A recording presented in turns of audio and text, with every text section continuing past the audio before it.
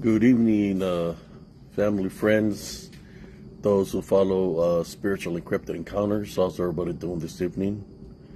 As for me, I'm doing a lot better than how I've been feeling for the past 3 weeks. Even though I still have a little bit of cough, I've recuperated a lot, and I want to say thank you to those who had me in the prayers for what I was going through. I've gotten allergies before, but this year it was pretty bad, pretty hectic. I've never had it for almost a whole month. And I'm still recuperating from all that. Uh, I still manage to do my workouts and try to stay active. I know, like a week ago, I had made a video and I spoke about certain individuals that were coming up. I guess you could say against me in a negative way, because the only thing they were trying to dwell in was negativity. That's not a good thing when you try to dwell in negativity. I know some people got pissed off with me because I made the post, and I guess they said, well, since I'm making a post, and I'm saying I don't want a drama, then why I'm making a post? Well, I'm making my post to make my point across to the people that are willing to listen. I believe some people took some free shots at me in a negative way, in which I deleted. The free shots they took on me in a negative ways because they were defending the guy that I've been telling them that I want a part of no drama is defending Larry. So they took some free shots on me, and which that's cool. That's your boy. That's your boy. That's your buddy. Go ahead, by all means. But I'm going to stick to my truth. And if you don't think I'm capable of taking care of business, then you're mistakenly wrong. I am a spiritual person. But where I've been, I've been through many places where I've seen a lot of death. That's why I talk about can't be dwelling negativity all the time. I believe you were making you made it seem like since I didn't drama, I'm not supposed to respond. I'm not supposed to say nothing about Larry because that's your buddy, or because you get butthurt because I'm speaking about him. Well, you know what? You did say some negative comments about me, and it's to me, it's kind of like you're defending them because you're your boys or some crap. I really don't care, and I don't care about what you feel about me or anything like that. The unfriend button is right there for whoever dislikes what I have to say. Basically, what I'm saying is, these people have been plotting for a while now. I felt it when I was sick, and they kept on telling me all these negative things. They're trying to cause division of the people that I know. Trying to cause division, focusing just on negativity, drama. That's what they're about. I know Clefferton. I know what you're about, bro. I really never had nothing to say, but I know when you were name yourself Titan, that you always was trying to get me and Josh Turner to fight. So I remember you. I've never forgotten you. I believe on the conference, you came and apologized to me and told me you were sorry about what you did and all this stuff. Well, in that sense of a way, I don't think you're too sorry, because if you're affiliated with Larry and you're doing these things, you ain't changed one bit. So I don't think your apology was genuine if you're trying to cause division and trying to get people to be fighting against each other. That's what you're causing. Same thing, like I said, when you're under the name of Titan, you was trying to get me and brother Josh to fight. I wasn't afraid to fight him. I will fight anybody. But at the same time, when you call an instigator, I believe that's what you were trying to do, instigate stuff. We all come from the same place, from the valley, from the Rio Grande Valley. So I know how people demeanor is and how people are from over there. They like to start shit all the time. That's why I left the Rio Grande Valley, because they're nothing about drama, you know. Chisme, which means gossip. But I see all this stuff, you know, people trying to tell me advice, don't say nothing, or if why are you speaking, why are you making a video, why are you making a video, if you don't want drama, then why are you making a video? Well, now when I made that video, I was sick. I ain't sick no more. And I remember what people said about me, how people came at me in a negative way. I'm your Huckleberry, that's all I gotta say. I'm your Huckleberry. Zoran Seals is doing very good now. I'm your Huckleberry. You know, since we're talking about stuff, you know, how people target people and all this crap, and I seen a certain individual talking about Larry's his boy and he's never had no problems. I want to say is this: that boy's got problems, man. He's got some serious issues. When he say he don't got time to be playing games, but as many people as he called and trying to make us believe what he's trying to say, you know, playing the game with a lot of people, he's got some serious fucking issues. I'm just saying the God on the show. That boy got some issues. He's not all up there.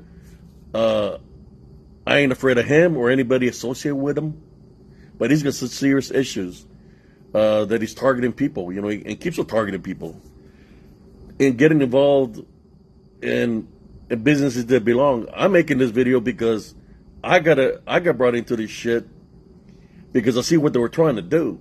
You see, what they were trying to do is trying to get me to agree to what they were telling me, the information they're trying to tell me. I heard about the Maddie and all this situation. They're trying to get me to agree to trying to agree to what they were saying, that they were defending her and all this stuff. That's not what I seen, you know.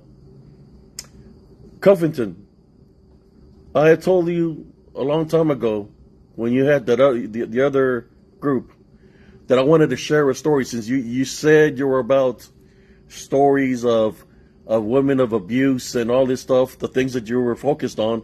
I had a story to share with you that I wanted to talk about. You never once gave me the time to say my story of what happened in my family dealing with my mother, in which what those women that they endured, what they went through, is nothing compared to what my mother went through. You never once, I wanted to share this because I said, oh man, maybe this guy's good. Maybe this guy is genuine. It's about helping out women. I wanted to share my story because I could feel the connection to what they were going through. And I wanted to send a message that no woman needs to be in a physical or mental relationship that's abusive, right? You never once gave me the platform, man. Never once did you bother to say, hey, Abe, let's make this video. You too worried about focus on the women. My story was real. It was me dealing with my mother.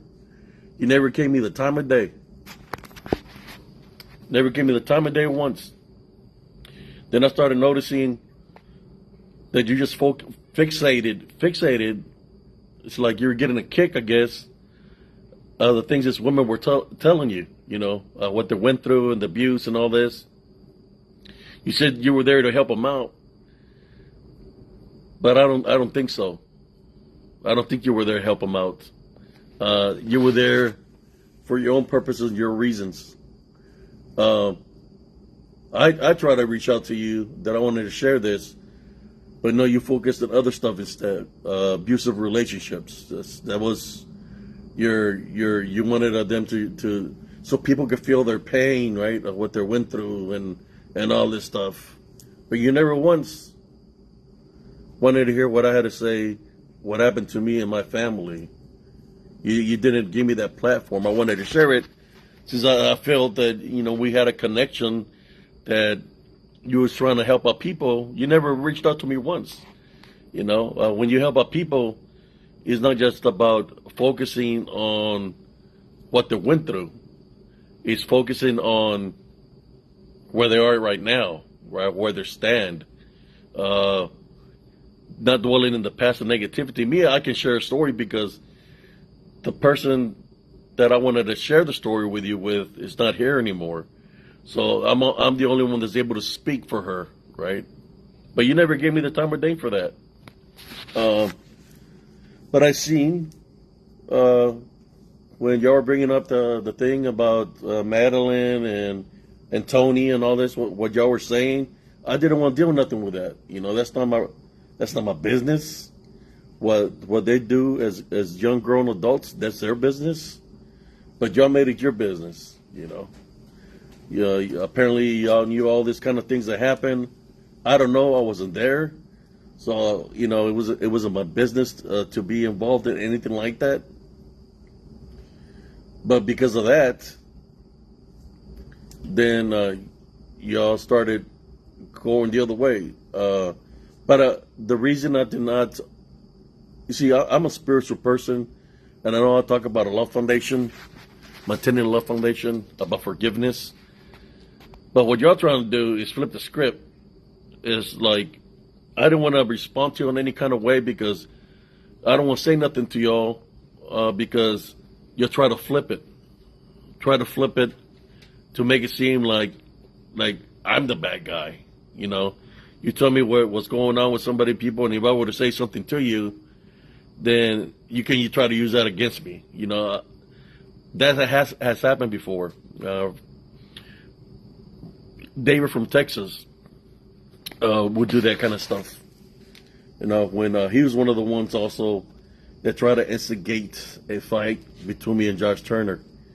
I'm gonna look like a big guy, but I can handle myself against big guys. I'm just here to tell you, 40-0, 40-0. I know I'm an older guy now. The only thing I got is the memories of what was 40-0, and when I was 40-0, which means undefeated. I just have the memories of all that. But yes, certain people try to tell me not to get involved, but then I see them post this long ass script of story about friends and who's their friend. Their friend has been loyal to him, and all this crap. They're loyal to him. That's been loyal to him. That he has never handled problems, and all this stuff. It's funny, man. It's funny because that's the same person that told me not to say nothing, to stay out of it, and they took a cheap shot on me. I believe the cheap shot was kiss my ass or something like that, right? Then I see this long ass thing that he's writing, and you told me not to get involved or say anything, but you're doing the same thing I did when I was defending myself, and I was saying what I had to say just in case things got out of hand and people tried to place me in a situation where they're trying to make me look like the bad guy. All I was doing is different, so no different than you writing the big ass, long ass thing that you wrote, right? That's the same thing. You're getting involved, right? You're getting involved. You get involved, and you see your boy lie after lie after lie. He has to lie. He has to write a long ass paragraph because it's lie after lie after covering after his tracks. Somebody that's going to talk to you straight up is going to be straight up. When you told me to kiss your ass, and I told you, hey, when we meet, let's see who kisses whose ass. We're straight up like that. When somebody's a liar, they're going to write all kinds of stuff. You know why they're going to write all kinds of stuff? Like your brother Larry, or whatever the hell his name is, Larry Fisher. They're going to write all kinds of shit because they're covering up their lies. That's why he writes like that. Imagine talking to him on the phone, or he sends you a message late at night when you're freaking sick. Talking, or writing. You're reading this long ass. I don't know how he does it to write so much, But we're not supposed to look to know the truth. No, you say that he's your boy, that he's never done nothing against you in all this kind of way. Well, maybe not against you because not to be racist or nothing like this, but you're white. You know, you're a good old boy like him, right? So it's all good. And you know, I seen you defend it for him, your good old boy, when I spoke. So I'm speaking again. I'm doing a lot better. But I seen how you defended your good old boy, and then you targeted me because you're defending your good old boy, right? Your good old boy Larry. You targeted me and took a cheap shot. Then you try to say that it was just a misunderstanding. It wasn't because of that. It was just that Larry told me this and this and that. But that's your good old boy, right? I don't think in that video I ever mentioned your name once, man. But you took a chip shot at me like a punk, because I never mentioned your name at all. But you decided to take a cheap shot because you're affiliated with Larry. Just like you wrote all this long ass paragraph, you letting me know you're affiliated with Larry. You're gonna have his back, you know. So I'm waiting to see who comes out of the damn woodworks talking about kiss my ass. I'll show you about kissing somebody's ass. That's for sure. But you insulted me. But you want to write all this shit about Larry like he's some good guy. You defended him last week when I made my video. So I'm making this video now. That I don't believe all that bullshit that you said. Because you insulted me. You targeted me defending him. And you're already, basically what you're saying is, what you said you meant 100%, because you were defending Larry, right? So you meant it. So I want to see what's up, what really's up. You know, you said something to me disrespectful. I want to see what's up. You know, I never said nothing about you, man. I'm just responding to all this bullshit. I'm your Huckleberry. Yes, and I do believe, and I'll say it like this. Of what I dealt with, the disembodied demonic Nephilim. You talk about, I think you make fun of me talking about, well, it's just trees. When you go out there shooting your spear and whatever crap you have, right? Where are you hitting? You're hitting trees, ain't you? You're not hitting a dog, man. You're not hitting a Bigfoot. You're hitting trees. I go out there and I'm using my energy, my senses, and I capture what's within the trees.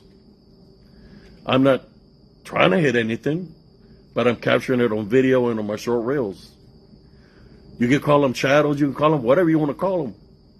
But I'm capturing my evidence that there are disembodied demonic Nephilim. And I think that's what the main reason you're insulting me is, because I don't believe what you believe in. You believe whatever you want to believe, that's on you. I believe you say, I do my works, let me do my works. I was letting you do your works, but you insulted me.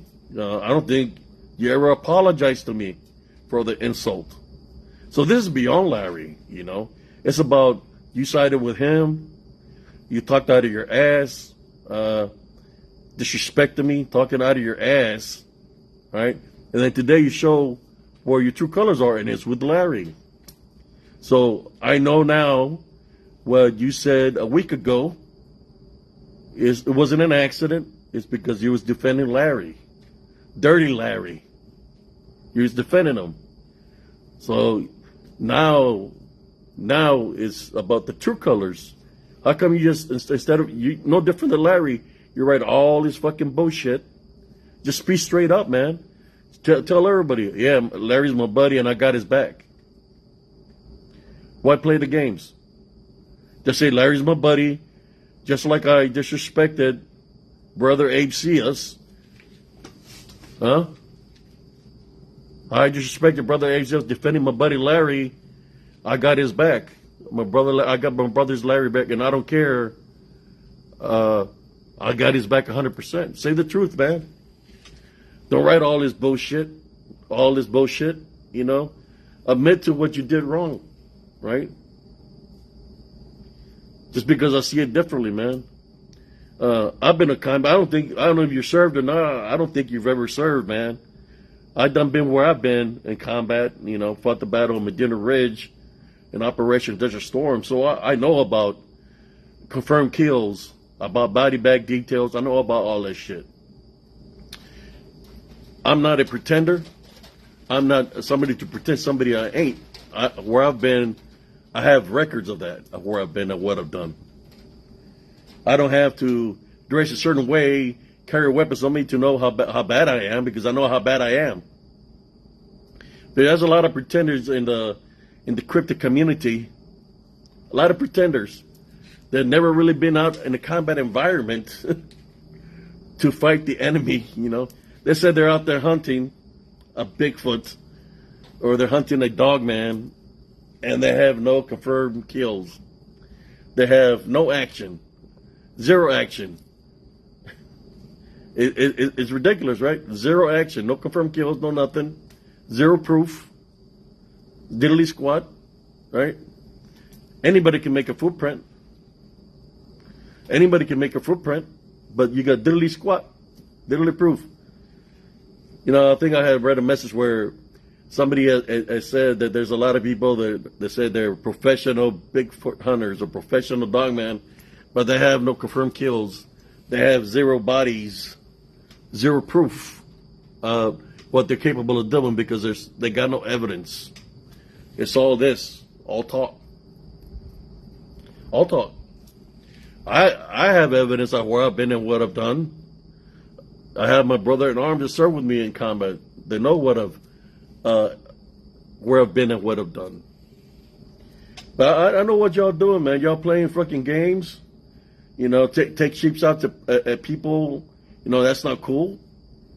You know, you take cheap shots at people, and it doesn't matter where you go. Doesn't matter where you go. Whether you go to the JBL or where the hell you go, investigate, trying to find a dogman or a Bigfoot, you ain't gonna find no evidence, no proof. Your boys in the Discovery Channel proved that there's nothing out there, you know, because they found zero proof of anything out there when they went out there investigating on that show that I never watched. The only thing I seen is what people say. And no Bigfoots found. Zero Bigfoots found. Zero evidence of anything found. You see, I didn't come into the cryptic community. I was brought into the cryptic community. I was doing light workers, light feeds, light workers of the world.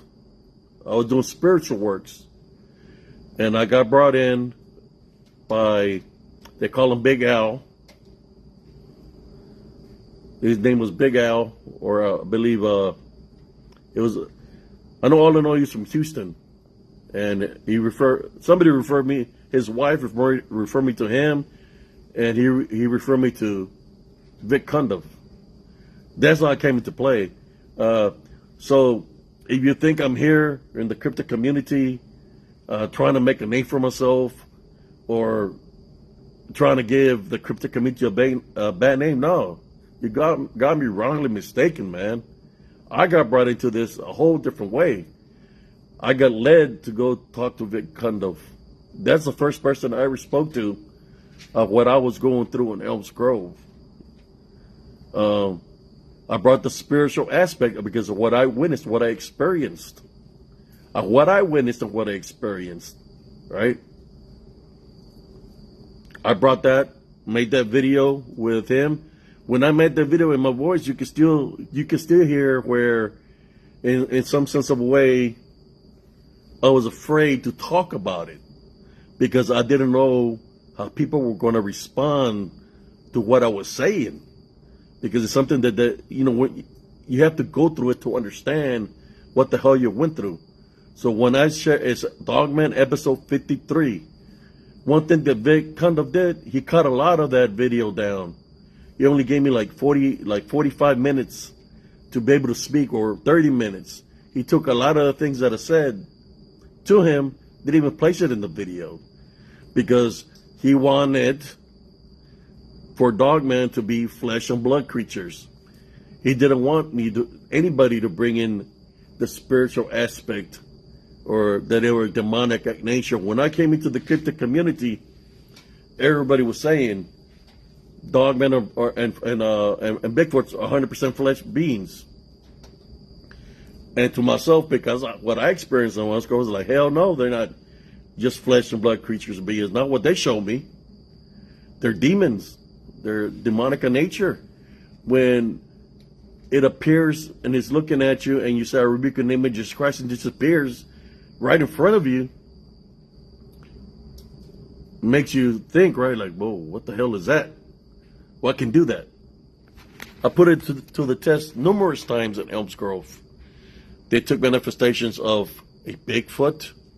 The Bigfoot went right through me. It was massive. I would say it had to be like 15 to 16 foot tall. That's how massive, and it was wide. It took the whole path.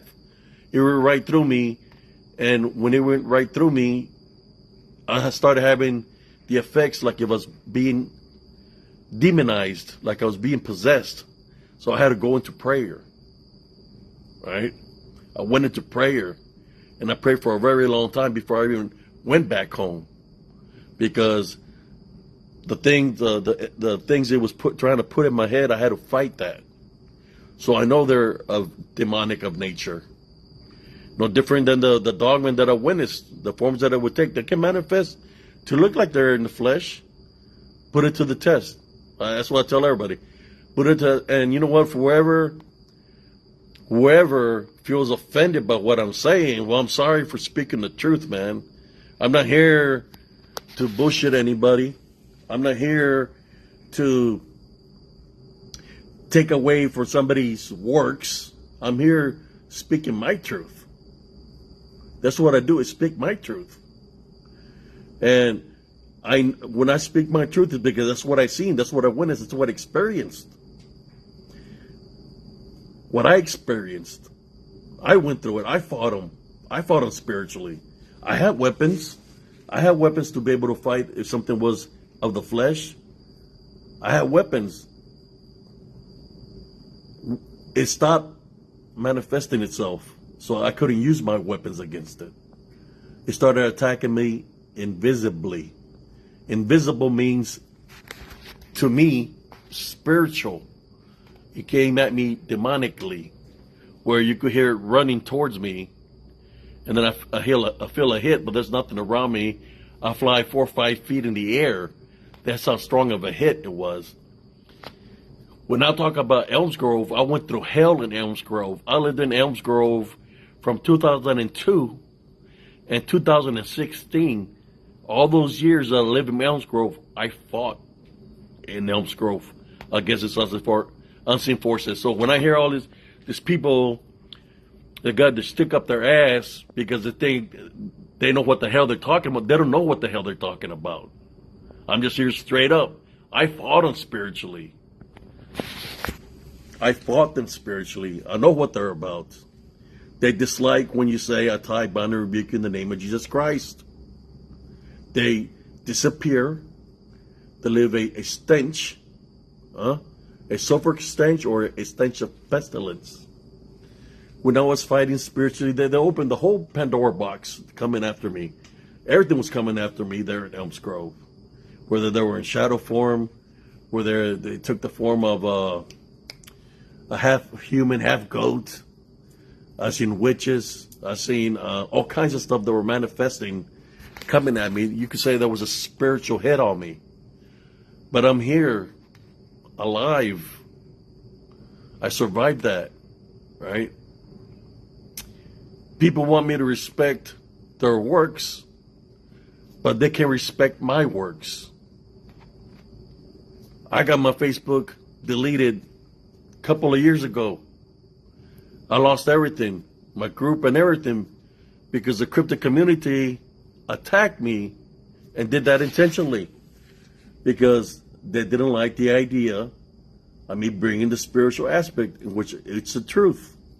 I have no reason to lie about that, right? I don't have, look, I don't ask nobody for a single penny, right? The only thing I do is share my wisdom and knowledge and try to help out people spiritually, because I know what they're dealing with. I know what they're dealing with, and it's nothing that's in the flesh. It can manifest to look like it's in the flesh temporarily. If you type out everything in Jesus Christ's name, boom, if it's going to vanish, it's going to disappear. That's when you're going to know that when you're dealing with something demonic. You have to put it to the test. You can't be afraid of it. Can't give it power through belief, right? How many groups do you know that says dog man believers, Bigfoot believers, that they want you to believe what you're witnessing, that it's 100% true? Imagine it's a demon in disguise pretending to be a Bigfoot, a dog man, a mothman, or whatever you want to say, but it's a demon. Then you're given a spiritual opening through belief for it to attack you, attach itself to you. When you go home, you could be at a Bigfoot conference, a dogman conference. You go home and you believed in it, and it's roaming around, because that's what demons do, right? Demons fly from person to person. That's what I see right now, happening right now within the cryptic community. There's a lot of division, right? Think about it. There's a lot of division. There's a lot of people going back and forth with negativity, like for what I'm doing right now. You know, I'm not trying to be offensive, but you know, sometimes people say things to you. You got to speak about it, right? So that all I'm doing is letting it out back, because I don't want to accept that negativity in my heart. I don't want to live with that. But that's what it does. That's what demons do. Their number one mission is to cause division and chaos. That's what they want. Division and chaos.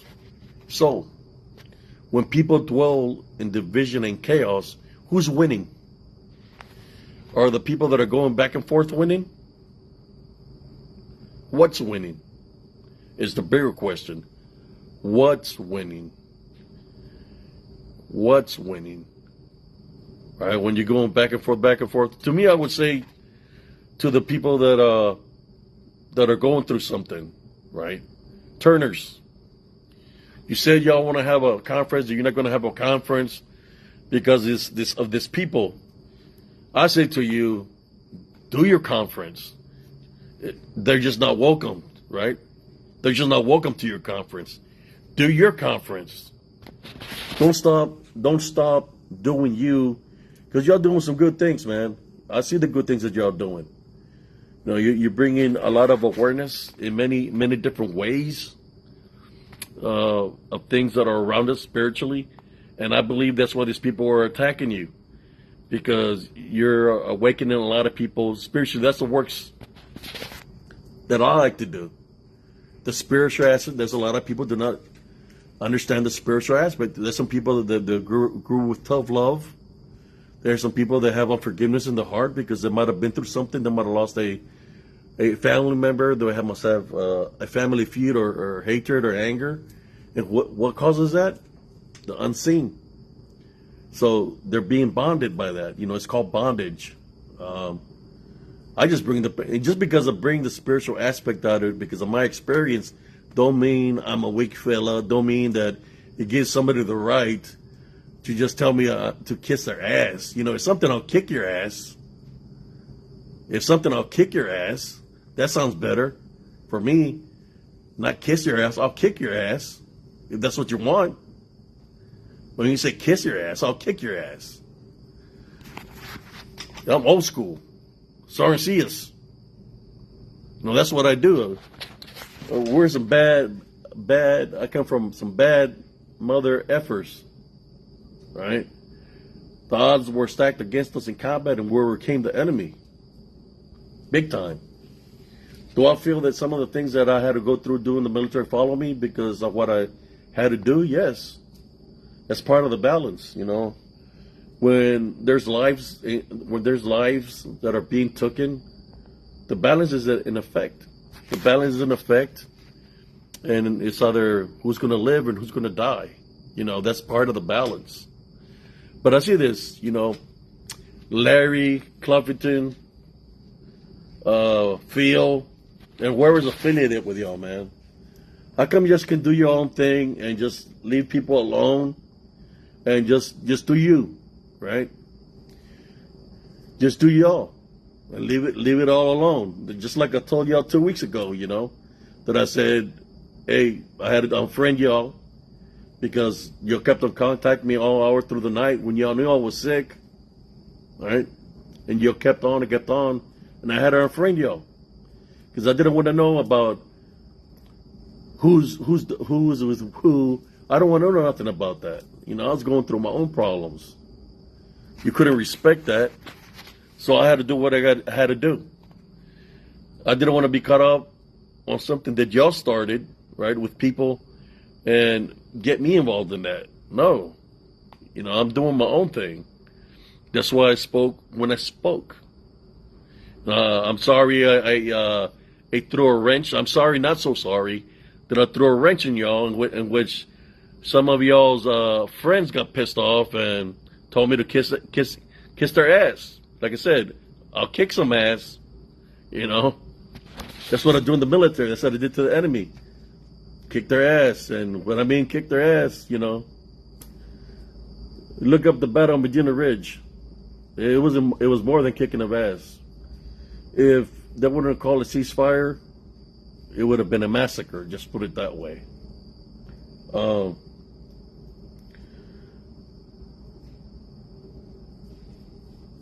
I'm feeling a lot better than I was feeling last week. I want you to see the pattern, guys. Spiritual aid speaking right now. See the pattern. And I'm sorry that I'm speaking how I'm speaking. I'm sorry. It just sometimes, right, when you're feeling what's around you spiritually, and sometimes things happen that way, that you speak truthfully what you're really feeling, and sometimes you have to let that out. I'm more than sure there's been a lot of people that dislike the works that I do, dislike the pictures, you have to be there to understand the works that I do. It's not about just the picture that I'm placing, it's about what I'm sensing around me. You say you want evidence. If you would have been with me when I captured these pictures, if you had a recorder, right? I'm not your enemy, because we're all equal.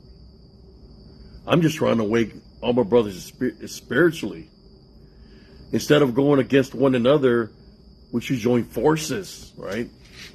You search for what you want to search and not search what I want to search, but I know for a fact the results that you're not getting, that you're not capturing, if you go out with me, you're going to capture, because I'm attending Love Foundation.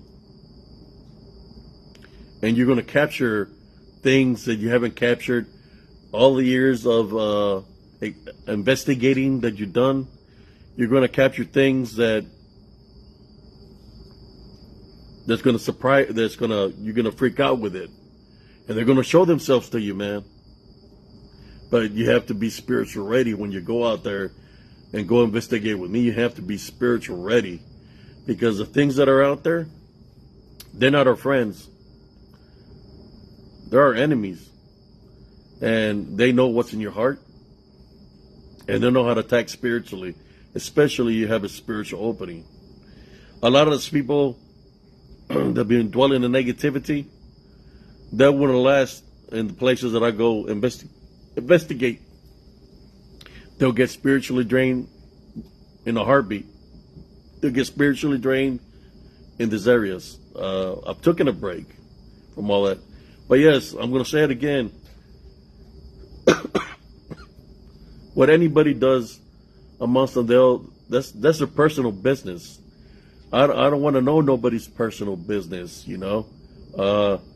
Everybody's is consensual, mutual. That's their own deal.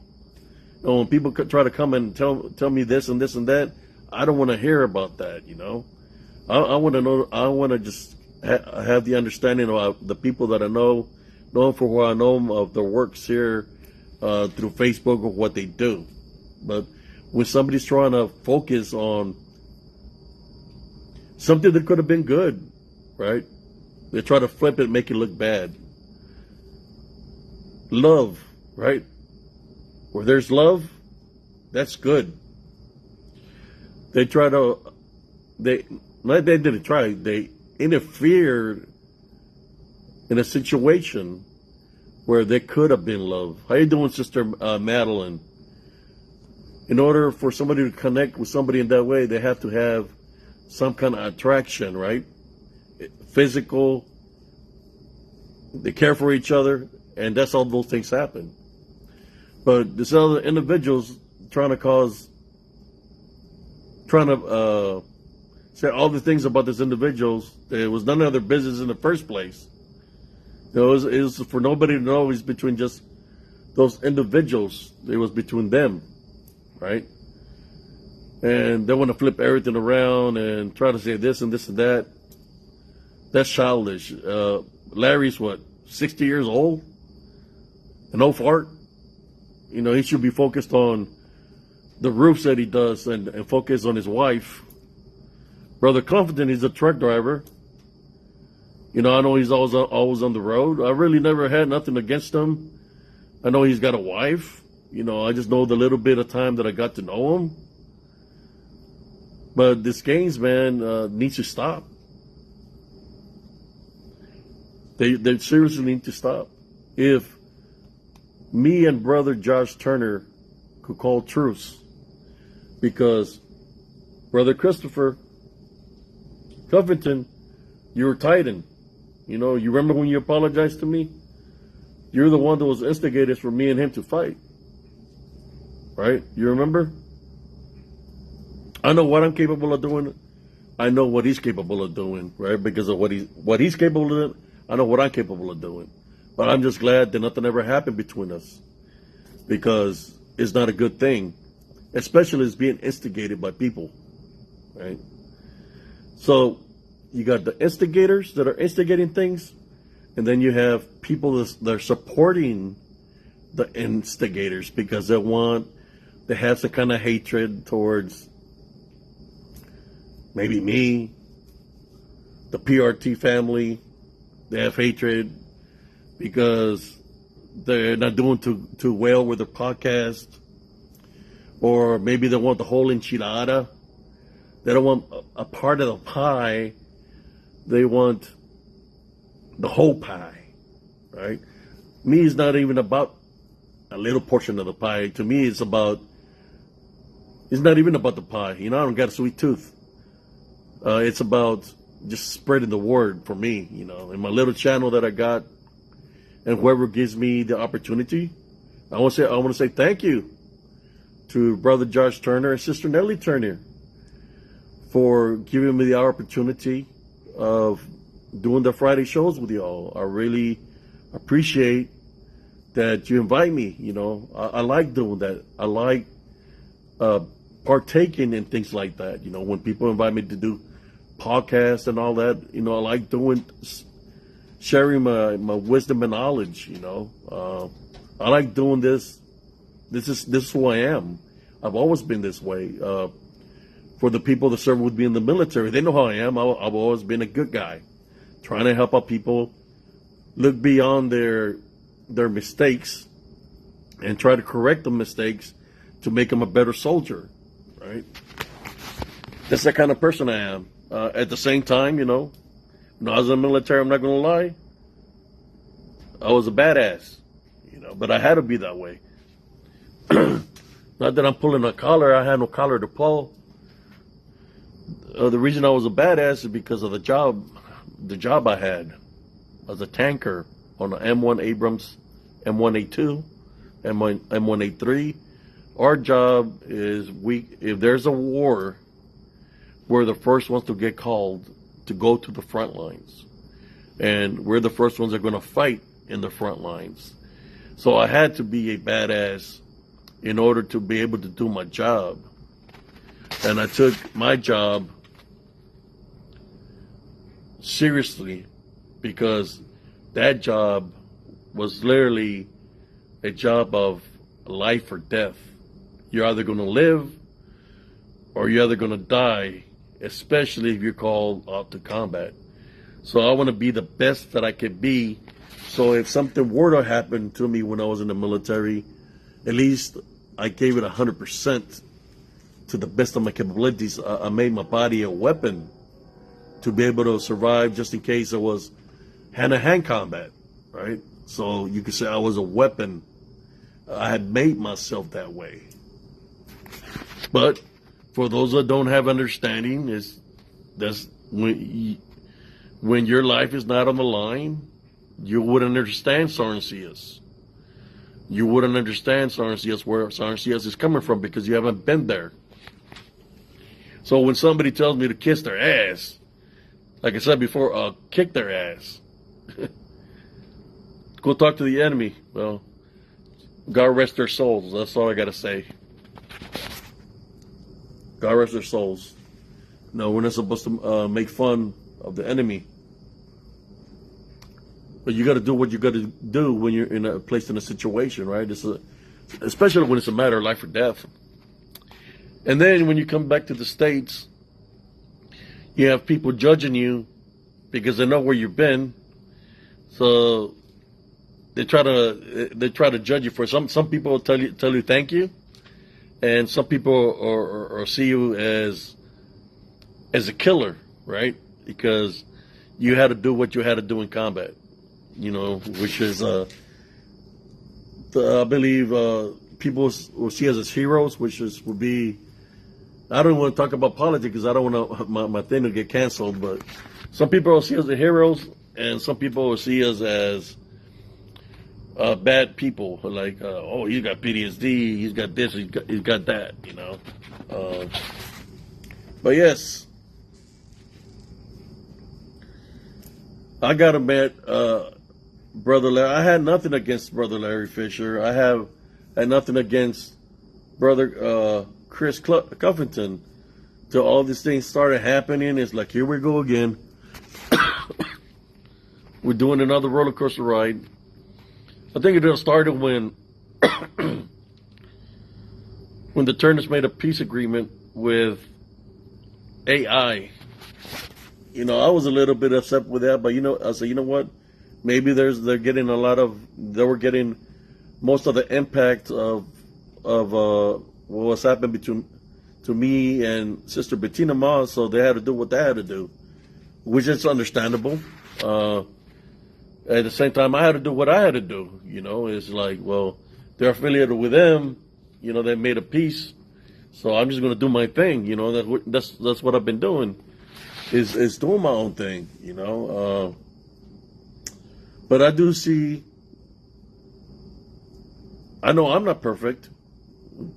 I'm not perfect. I got my errors. I just, like at the beginning of the video, I was talking a lot about things, and I'm gonna say I'm sorry here on my video. I'm sorry if I offend anybody that I was speaking about, but what am I supposed to do, right? Suck it up and not say nothing back in response to the kiss my ass comment? What am I supposed to do? Not saying nothing about that. They're not seeing the long thing and about Larry and all this. It's like, you know, you was defending him. That's what you said that, you know, which is understandable. You know, it doesn't matter. You know, I can whoop people's asses. It doesn't matter to me. You know, because you came at me in a negatory way, and you meant what you said, right? You meant what you said. Because you think I'm Missy Pickens, right? You think, oh, yeah, that's Brother Abe. He ain't about nothing. You just don't know, buddy. You just don't know. You just don't know what you're getting yourself involved in. I know you're doing your works, but your boy's got some serious issues. That's why I'm making this. Brother Larry's got some serious issues. He needs to repent for his sins and ask God for forgiveness. Because you look at all the drama that you started, man, and you prove him doing this. No, you're telling him to stop, and he continues and continues and continues writing books as comments, Because that's how much stuff he writes, because he's trying to cover a lie up with another lie, with another lie, with another lie. How come you just can't leave people alone, man? I mean, if y'all didn't want to be involved in the PRT conference, right? All you had to say, I can't make it. Don't go, you know. If you dislike people that are going to be there, you know, just don't go or suck it up, you know. I was just saying, suck it up, Buttercup. How you doing, Fred? You know. Look, I could hardly breathe. My eyes were bloodshot red. All around my eyes was red. Severe allergies. I had gone to the emergency room. I was pretty bad, and I couldn't get no rest. When my phone is getting blown up, 2, 3 in the morning, and you know, is like telling me about things that are happening between people and stuff, or what, you know, saying negative things. I don't want to hear that when I'm sick, right? That's why I made my video, why I deleted them off my friends list. I told them, hey, I don't want to do nothing with that. Leave me out of it. And that's why I'm making this video, because they brought me deep into it. Larry heard the video I made, and he made a certain person response to my video defending Larry, right? Because he said that I was talking about it. I never once mentioned his name. So he said a negatory comment about me. Never heard an apology for that from that individual, you know, but that's okay. You know, brother says, I got it. I'll take care of it. Blah, blah, blah, you know. But that's just what I get for, you know, if I would have never shared my story of Dogman Encounters 53 with Vic Condov, maybe I would have never been here within the crypto community, right? And I wouldn't have the people that dislike me coming up against me in a negative way. But you know what? That's been all my life. I've been fighting the things that you don't see. I've been fighting spiritually all my life, so it's nothing new to me when somebody comes at me in a negative way or says something stupid to me. I'll say it's stupid, because a real man will tell you in your face. I'll have more respect if you tell me in my face than trying to be a troll warrior behind a computer or trying to be a man. I have more respect for you say to me in my face, and we will go deeper into the discussion, you know, of why, you know, would you say something like that to me? And if we can solve the matter by talking about it, then we can settle a whole different way, right? But a real man is going to tell you that way. You know, that's the type of person I am. If I have a problem with you, I'm going to tell you in your face. But there's a lot of people spinning the webs in the crypto community, lying, and you say they're your friends. Next thing you know, you're trying to beef with a fight you can't win. With Sarncias, you can't win, right? Because you believe in your boy, telling you lies, spinning the web, playing you like a cheap banjo guitar. He playing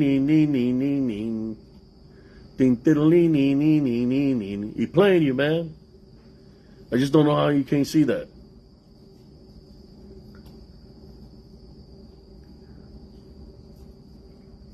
It's crazy.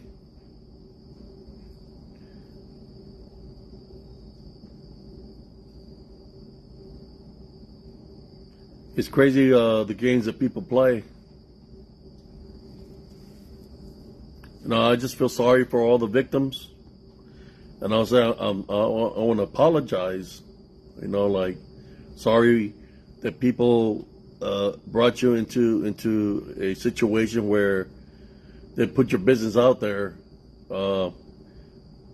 That right there is not cool. That reminded me of my hometown. It was a small town of maybe, shit, I don't know, it's a small town. If somebody farted, they probably talk about the fart, how loud it sounded. That's what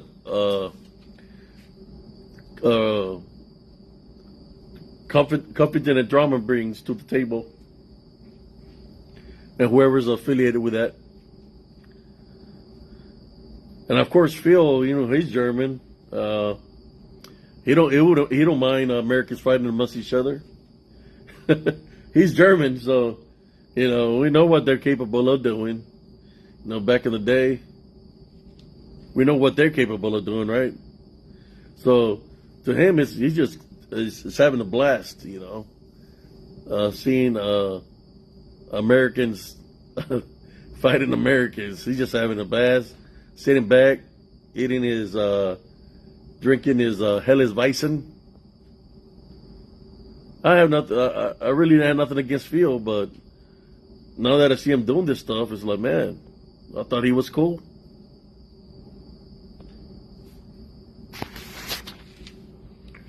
I don't know.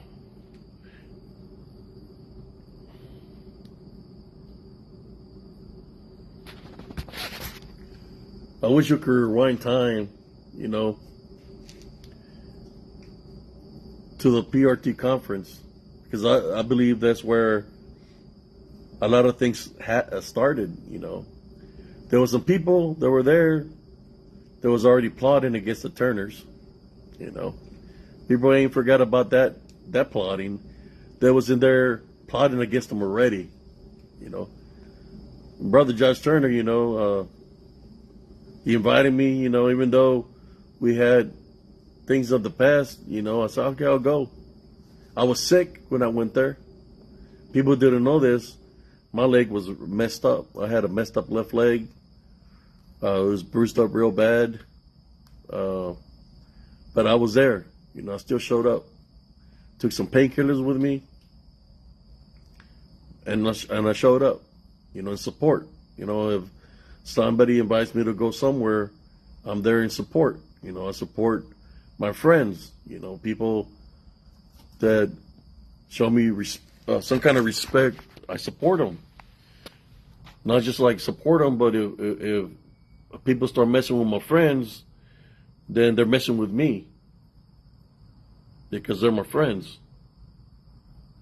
And that's what that's how it's supposed to be. We're supposed to stay united. It's nothing about that the Turners have anybody brainwashed in any kind of way. I just see some the good things that they're doing. I see that the good things that they're doing, and they're opening a lot of eyes with a lot of different things,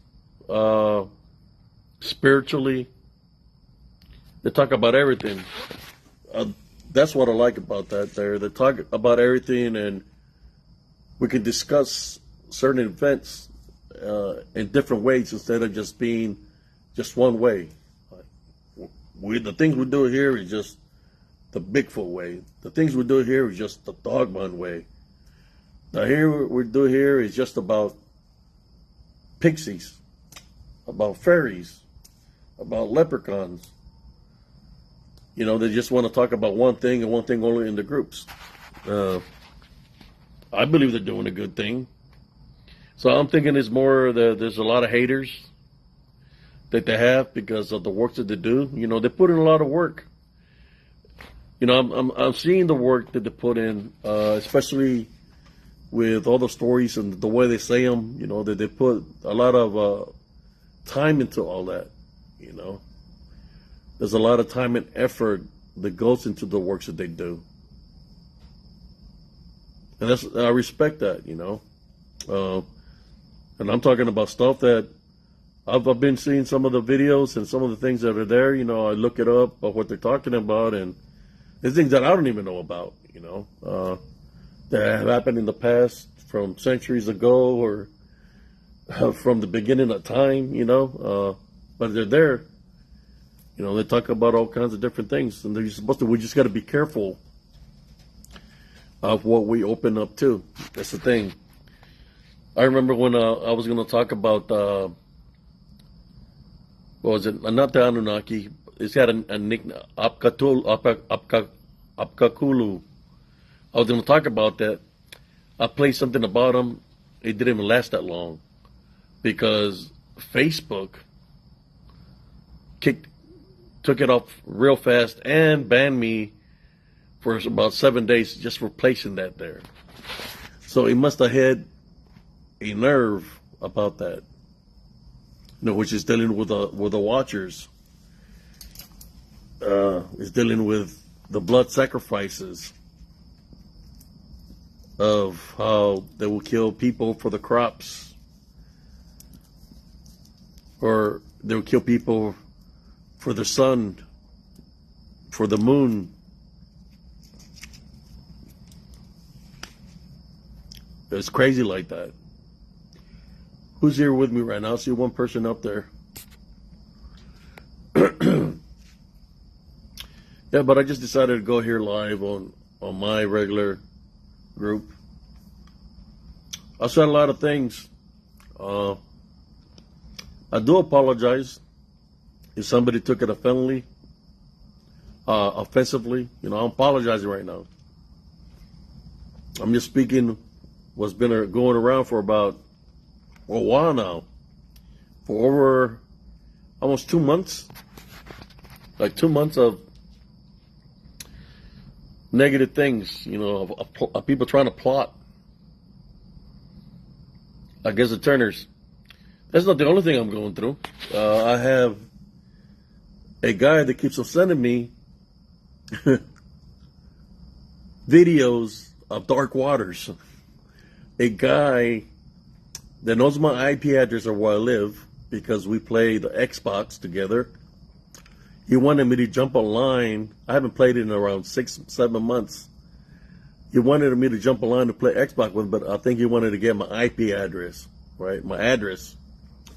And I didn't jump online. But the only thing he sends me, he don't say, hey, how you doing, brother, or anything like that. He just sends me dark water videos through Messenger. Makes you wonder, right? What's really behind all this? Who's really affiliated with who? And that's all he sends me. So what I do, I send him videos of me back to him. I'll be like, hey, check this out, man. Check this out. There's another person, Dark Waters. I had to let go of another friend. His name was it Jeffries? I can't remember his name on top of my head right now, but he got mad and he's talking about who Dark Water on the high pedestal. I know who Dark Water is, but I've never liked his videos. I'm going to tell you why I don't like his videos.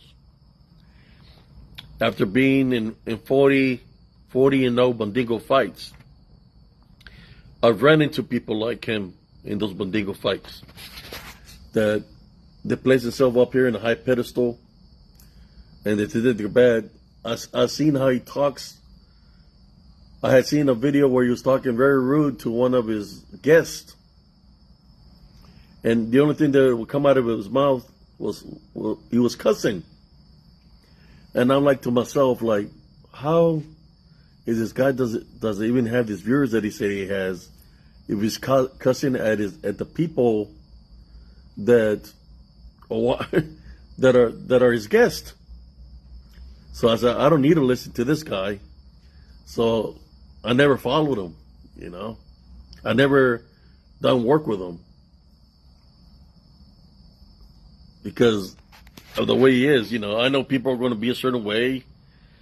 It's like I just don't got time for people to be cussing, while they're making a video. I like to listen, but not when they're cussing.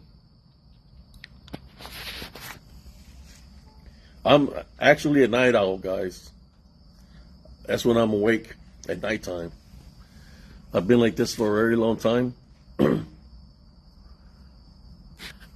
see. But yes, I know I talk about a lot of, I don't even know I'm going to leave this video on, or leave it on or not, or just share it. I don't care. I really don't care. You know, with people taking sides, right? Sides with the enemy and stuff. It's like I'm just gonna, what I'm doing, leave this video up because I said what I had to say, and I'm gonna download it and place it on my YouTube channel so people can hear what I have to say. It is not about starting wars with anybody.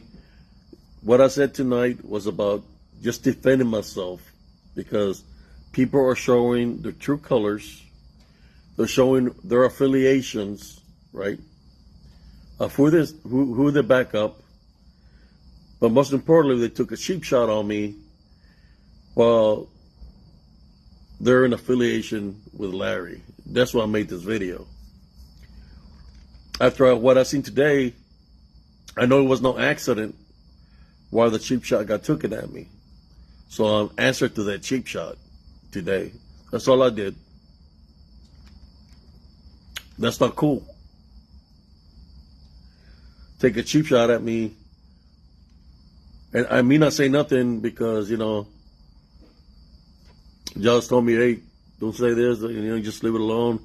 Brother Larry, but after what I seen and what he wrote, that he's like basically calling that Larry's his buddy, he's got Larry's back, then it wasn't accidentally. That's why I'm responding to it today.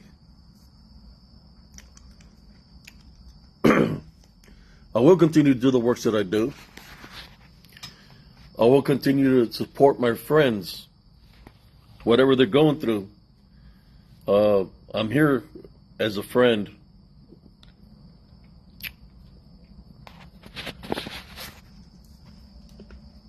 Brother Abe Cias, Sharon Cias. I'm trying to think of something to say of everything that's been happening. It's kind of like, of the thing that I've seen, I just heard some movement here in the yard.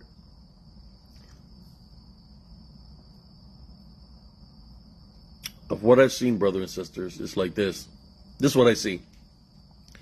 Imagine playing checkers or chess, right? When you're playing checkers and chess, you know who's fighting against who. But imagine playing checkers and chess and all the pieces are mixed up.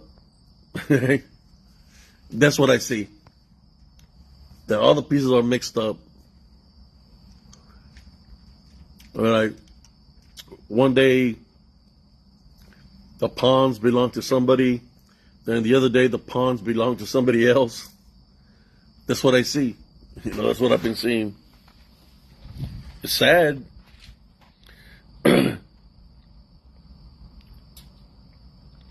I've seen the things that the people are saying, how they're giving a side because they wanted for certain people to get targeted and all this stuff.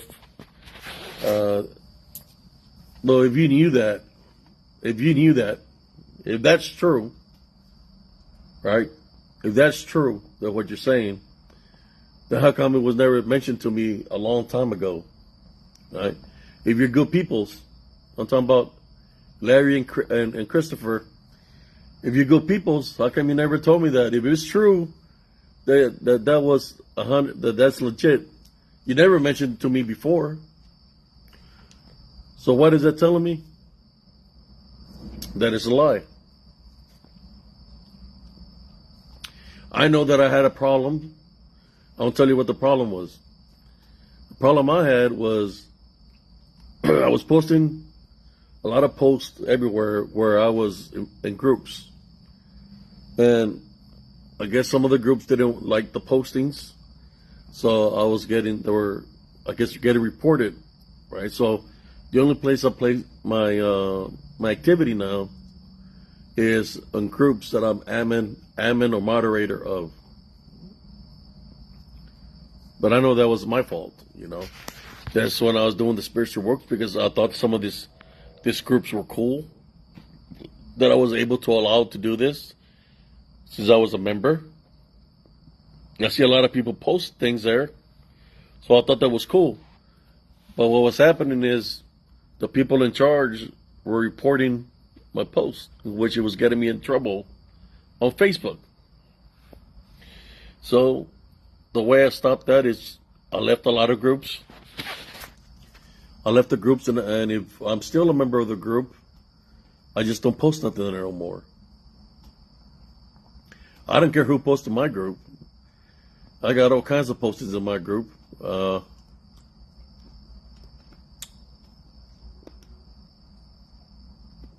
it is what it is.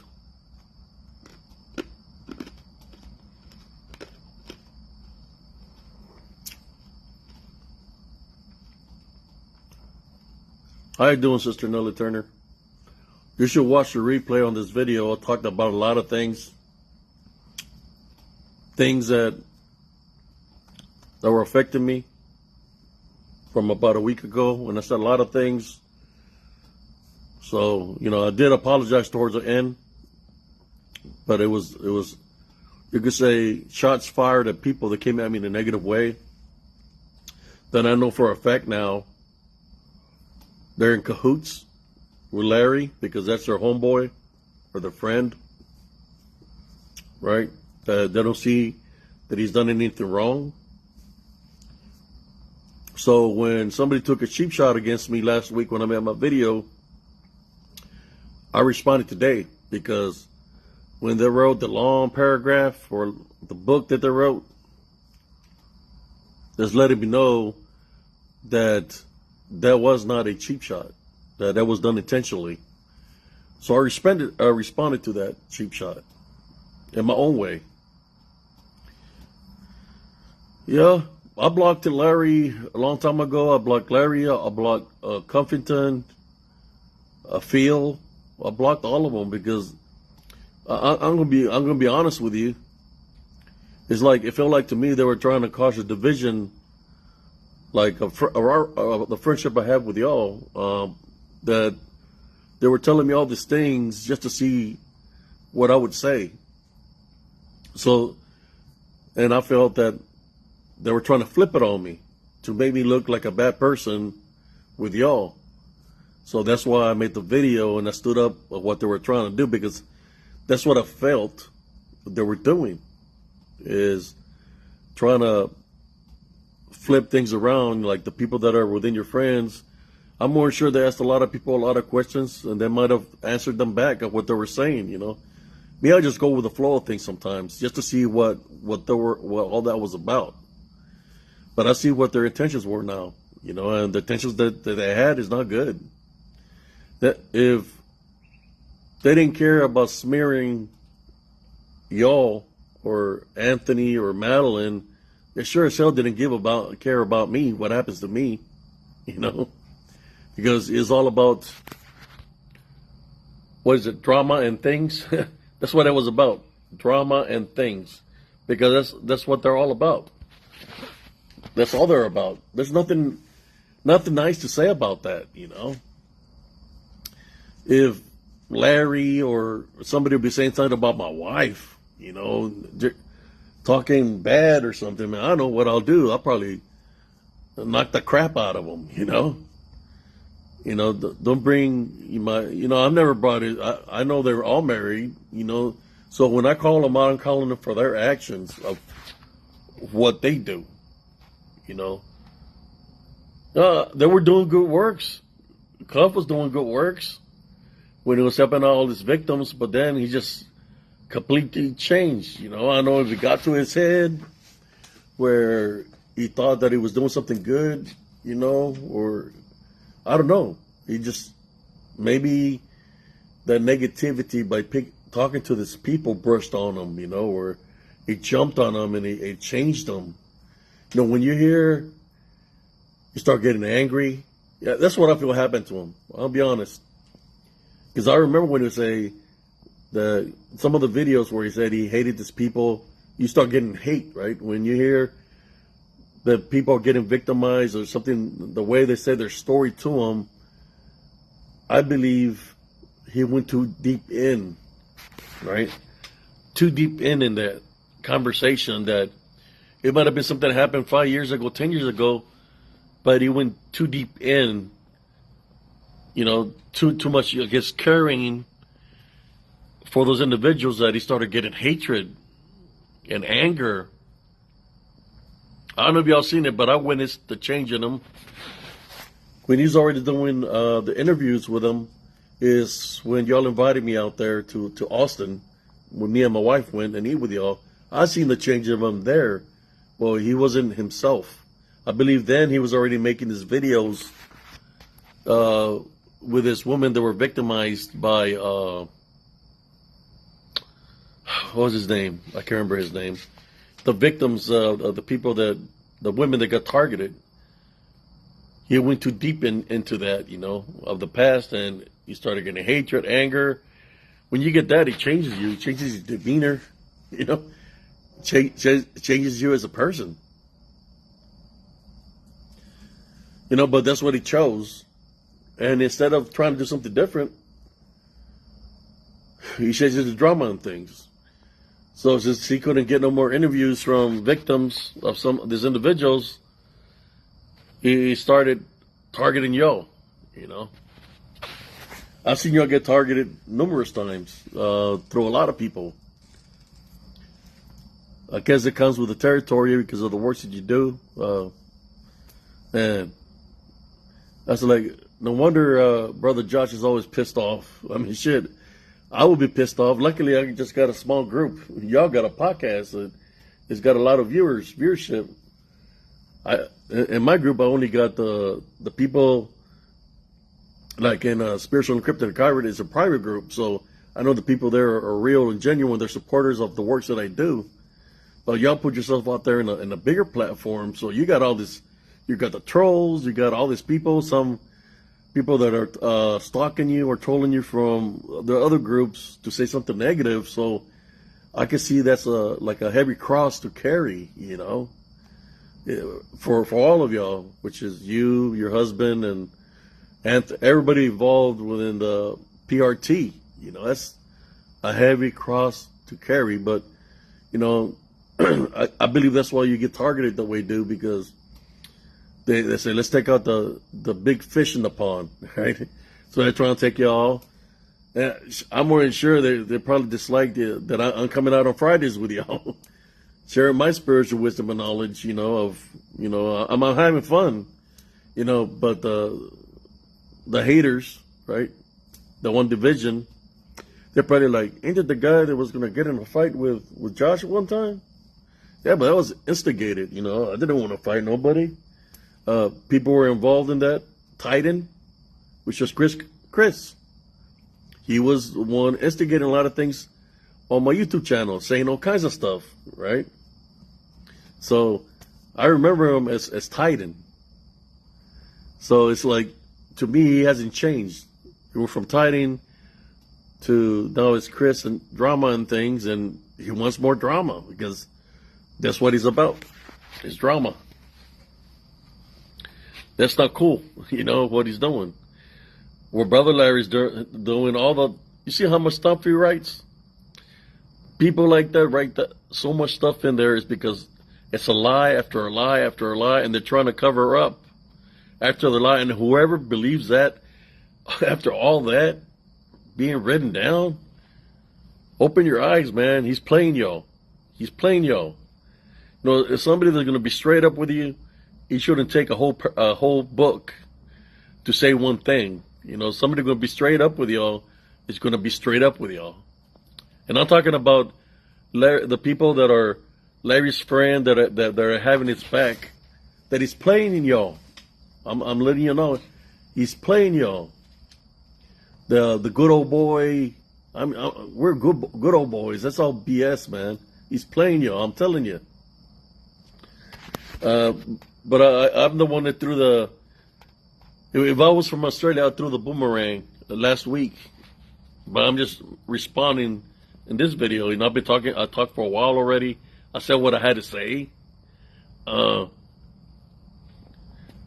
when somebody is defending Larry and they take a cheap shot at me, telling me to kiss their ass, like I said earlier in the videos, I don't kiss ass. I'll kick some ass, but I won't kiss no ass. You know, they were siding with him then when they took a cheap shot at me, and they're still siding with him right now. I know I'm not a good old white boy, but I have friends that were white. I have friends that were black. I have friends that were Philippine. When I was in the Army, my crew was Hispanic. My brother Boucher, he was from California. He was white.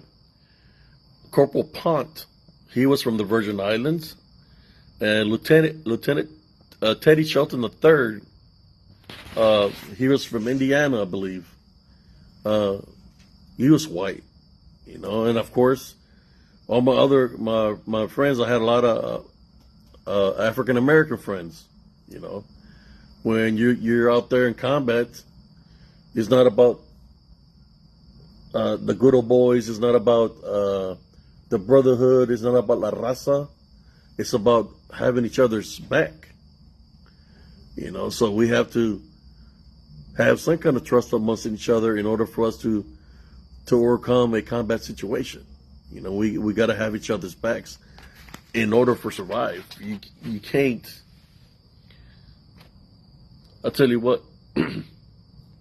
When I was out there, I already had a lot of enemies. The reason I had a lot of enemies is because I had already been in 40. I was 40-0 in Badingo fights, which means I was undefeated. So that followed me when I went to war. So when I was out there, I rarely got any sleep because I didn't trust nobody. You know, I knew they were gunning for me, that they were coming for me. They wanted me to, when I went 40-0, they wanted me to let the big guy that I fought at the end to beat me up. And I would tell them I wasn't raised that way. And I did what I had to do to that guy. After that, they followed me out there. I want to share a story with you now that I've been talking for a while. It was cold in the desert. It's cold. There's nothing to block the wind. It was below zero. I have a cold weather gear, and I was on the tank. I wouldn't get off the tank. We had tents with heaters, but I would not go in there because I didn't trust nobody. Because I knew that my life was in danger, not just because of the enemy was out there, but the enemy within. No difference with what's going on right now, right? So some guys two African Americans come to my tank. It's like, hey, come inside. It's cold in here. Come inside. You know, you come inside, and we got a cot for you set up already. Come over there. Come in there with us. Come in there with us. So I'll go in there, and I'm looking around. I see everybody asleep, and I'm going to the cot. You know, in the military, when I was in basic, I seen somebody get a soap party. They wrap him in a blanket, they hit him with soaps all over his body. So I see the cot, and I got my shelter half, which is half a tent. I put the half a tent on the cot, going over the edges of the cot. I always go with my spirit, my gut instinct. So in the sleeping bag, I put my dirty clothes in the sleeping bag. Because something wasn't right in the air. So what I did is I left my clothes on, and I went underneath the cot where the shelter half of the tent was over it, right? It was covering the sides. So I'm laying there because my spiritual instinct told me something wasn't right, you know. And this is the people that were in my company, right? Not even 10 minutes later, as I'm underneath this cot, I hear somebody run inside the tent, and I just hear, sa, sa, sa, sa. On the cot, I'm seeing bayonets going through the cot. And then when they start running a look to see who it was, they came for my life. And I seen who they were, which was the same people that told me to go lay down on that cot. So if something would have happened to me then, they would have covered for it up, and they would have said it was an accident, in which it wouldn't have been an accident. It would have been murder, right? So I had my sleeping bag full of holes, my cot full of bayonet hole where they stabbed the hell out of the cot. Following day, I talked to my company commander, and I got my cot. I got that cot in my sleeping bag, and I'm trying to tell them what's going on, and these people come, the same guys that try to stab me. They're trying to say I was a dangerous person, that I needed to give up my weapon. That's like, and to myself, like, I know what they're trying to do. They're trying to get me in a situation where I can defend myself, right? So my company commander started believing them because they were higher ranked than me. So he tells me that I have to take his to give my weapon up, which was a 9mm handgun, and he told me to give it up to him, or if I didn't give up to him, since we're in a combat environment, if I didn't follow his directive order, that he could kill me. That's what my company commander said to me. So I look at him and I said, so I done showed you what they did. You see my sleeping bag full of holes where they stabbed the crap out of it. You see the cot, and you want me to give up my weapon to you with the evidence that I showed you? And he said, yes, you need to give up your weapon to me now. I said, all right. I took my weapon. I locked and loaded that sucker, and I pointed right to his head. And I said, this is what I said, who's going to be first? And they're standing there, and I'm pointing the gun at the company commander's head. I said, who's going to go first? Let me know right now, because you're telling me you're my enemy now, so who's going to go first? And then he just looks at him and he yells and said, just leave him the fuck alone. And they took off running. This guy took off running, and I left my gun. I took my gun off his head, and I left it on. It was already locked and loaded, on fire. And he left me alone. They let me keep my weapon, but I had to defend myself in my company against the enemy within that was trying to take my life, because I didn't want to let somebody beat me up, which led to them trying to kill me. They're trying to take my weapon. So I went through all that in combat before I went to fight the war, in which the war I had to do what I had to do. But even then, afterwards, I didn't trust nobody, Didn't trust people because they had a bullseye for my back. So I know how it feels when somebody's gunning for you. Just like I know when somebody disrespects me, saying to kiss their ass, they don't know where I've been, they what I've done. He should be kissing my ass, because I'm an American hero. I fought for my country. What has he done? He can kiss my American ass. I fought for my country, for the enemy that was out there, and I fought from the enemy within. I know about division. I know about there's division within racism. But I literally had to fight for my life, for me to be here, still here right now. I didn't trust nobody. When you can trust your own people in combat, imagine how much sleep I really got out there. I have a picture, I'm gonna post it, where you could tell I don't trust nobody, and I'm always alert. People get too close. People will get too close, they get folded over with a bayonet in their neck or the gun in their head. Because when I was out there, you can't see nothing. You couldn't see nothing in front of you. So when somebody gets too close into your space, you go into defensive mode. I was trained, so I did what I had to do. And they were like, "Yeah, I'm just trying to wake you up for guard." you know. And I said, "Look, from now on, just throw a rock at me.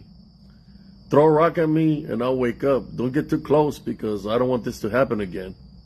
But that's what I went through.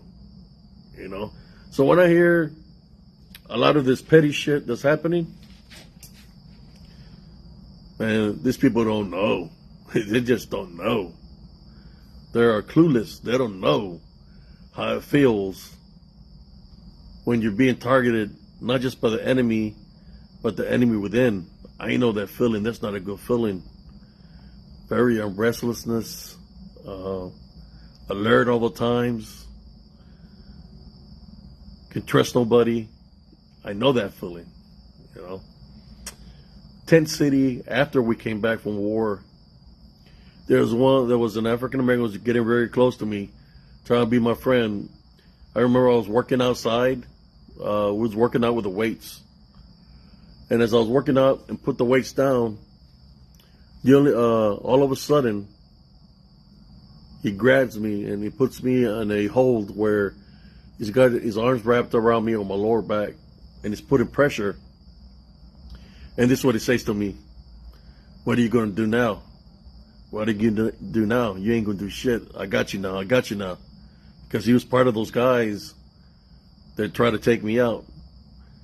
This guy liked to sing, right? So he's telling me this. So I got him from the Adam's apple, and I squeezed his Adam's apple, squeezed very hard, in which he let me go. First, I escaped from him with my arms. When I escaped him around, I started swinging him around and slammed him. Then I grabbed him through the throat. It's all right. You want to hurt me, so I want to hurt you. Something you like to do. I grabbed him in the throat and I squeezed the hell out of his throat. I know if he had a singing career, his singing career went to a halt because he never sounded the same after that. All I know is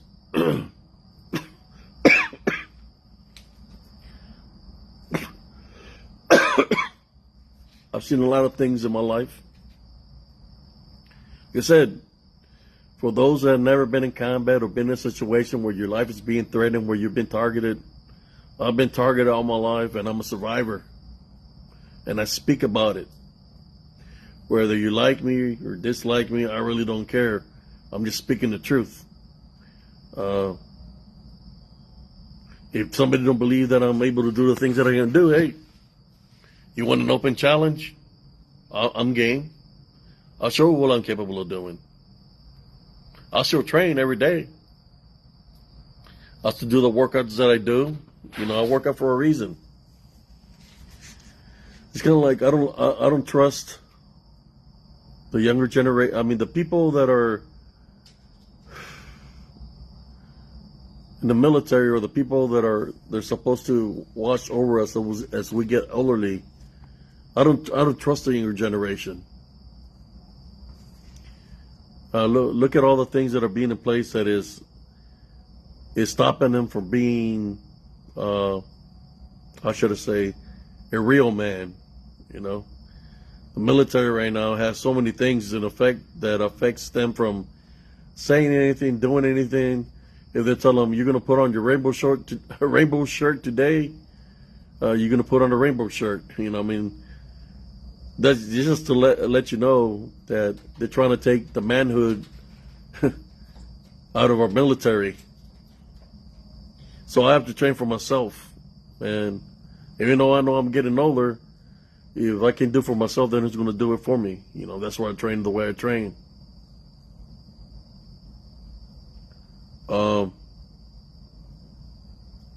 I know I'm different than a lot of people, I say whatever I'm thinking, but that's why I am, I say whatever is that I'm thinking. I have to say it, let it out. I say it to see if that'll help out individuals, maybe they can say, you know what, he's making sense, Let's stop this crap. Stop playing these games and just leave people alone. Let them do their own thing. But I'm paying attention to everything. I'm not trying to get too involved. But I said a lot of things here today, and I meant everything that I've said here today. Everything that I said here today, everything that I've mentioned, what I've said and the stories that I've said, all that's real.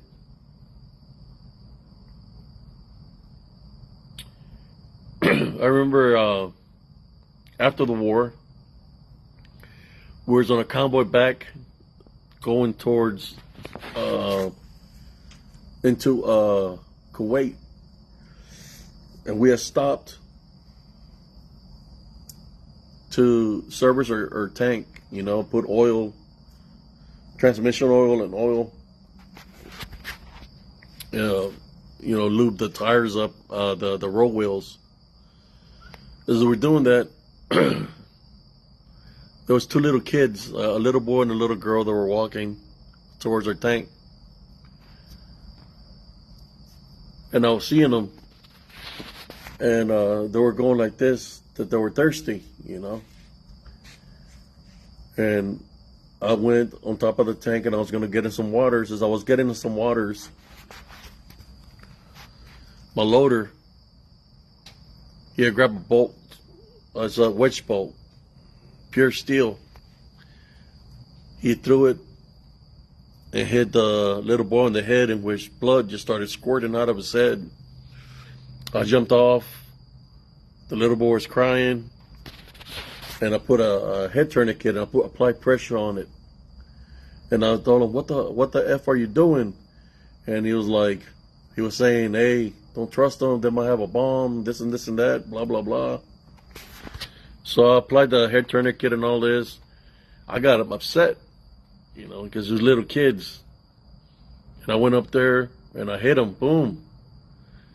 I gave him his food, his drink, his water, and I gave him to the kids, plus mines. Then they left. I could see the mom on the mount. I was sitting there with the binoculars. She was in the distance. But now that if time has passed by and you see all the other wars, to me, I guess now, it would be right, because, there's been people that have died that way. They've been using kids to do that. But those kids at that time, they really were thirsty, There was no bombs that exploded or anything like that, but we talked about it, and I told them, "Hey, I'm sorry," and we apologized to each other. Say, "Hey, that was the past. Don't worry about it." We squashed. It's squashed. There's a difference when you're in a combat environment, and then when you're not in a combat environment. That's how I've seen it as. But that was my crew member. He's still my friend. He's still my friend. He still works for the government. When I say that I do have friends at higher places, I do. He's up there. He works up in Washington. He knows a lot of things about a lot of things. It's like the only thing I can tell you. He works with advanced equipment of technology, weaponry that's unheard of, and he's up there. He's like a president of the company, which is my friend. Maybe one day I'll meet up with him, and I want to ask him. This is what I want to ask him. I don't know if y'all ever seen the show where there's people playing with some kind of things on their legs, where it's in words that they can bounce, they can run and bounce on them. They strap them on, and they were trying to dunk on baskets. When you see something like that, I wanted to ask them. If there's technology like that the American soldiers use, The reason I say this is because the way the things are folded, that's the way the things are folded inward. That's the way what I witnessed when I was in Elms Grove. Certain things like the legs inward, and when they were running, it's more like a hop. So I was going to ask them, is there advanced technology that they have where they can build this device or equipment or jump in a suit or something that looks like that, which would look like a dog man or a Bigfoot, you know? It's all about the fear factor, right? That's what I wanted to ask them. If there is such technology in that manner where they have equipment like that they can use, like robotic technology, to make it look that way. That's what I wanted to ask them. But anyways, I'll talk a lot about a lot of things here. The only thing I can say is some people are never going to change, and they're going to continue to be them. It's those times we have to block them. You know, I block people, and just move forward with my life. There's a lot of mosquitoes out here in Texas right now. They're pretty good size. I just want to say good night to everybody. I don't know if I'm going to leave this video on or not. So if whoever here viewed it, got the pleasure of viewing it, but I don't know if I'm going to leave it here. It's something I might leave it. I might just leave it in my group. I'm not sure yet. Because I'll talk about a lot of things. I just want to say to y'all, to always maintain your love foundation. Something weird happened to me today. I was in my room asleep, and I heard my name being called. I got up, but there was nobody there. When I opened the front door, it was dark outside. I think the eclipse was happening, and it started getting lighter, but I heard my name being called. That was the weird thing that happened to me today. I didn't really get to see the eclipse, but something called my name, you know, or someone called my name, but there was nobody there in my house. So when I opened the front door, the eclipse was still, it wasn't pitch dark, but it was still dark, looked like morning. And then it started, went to get the glasses to look, and there was just a little crescent. So that was the weird thing that happened to me today. You know, maybe spiritually, guardian angels or somebody was around me to let me know, you know, hey, we're here, you know. But anyways, the only thing I'm going to say is God bless every single one of y'all. Maintain the Love Foundation, forgive, and let's move on forward, brothers and sisters. You know, move forward in a positive way, and do what you like to do. Like if somebody says something negative to you, just ignore and block them. You know, just move on forward.